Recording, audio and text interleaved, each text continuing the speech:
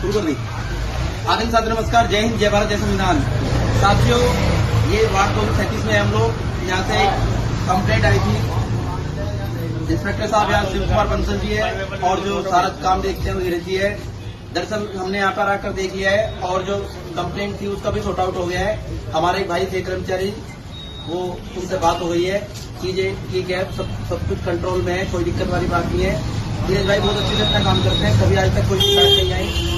कई बार छोटी मोटी चीजें होती है तो उस पर भाई का मेरे पास फोन आ गया था तो वो सॉर्ट आउट हो गया है। मैं कर्मचारी से भी हमारी बात हो गई है, कर्मचारी भी सेटिस्फाई है।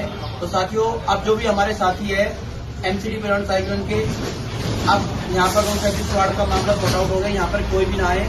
कल का जो मामला था, आज भी हमने मीटिंग रखी थी, फिर उसको कल भी हमने कर दिया था, तो ये खत्म हो गई है। अब हम नेक्स्ट जो भी रहेगा वो आपको मैं इन्फॉर्मेशन दे दूंगा। धन्यवाद, थैंक यू सो मच।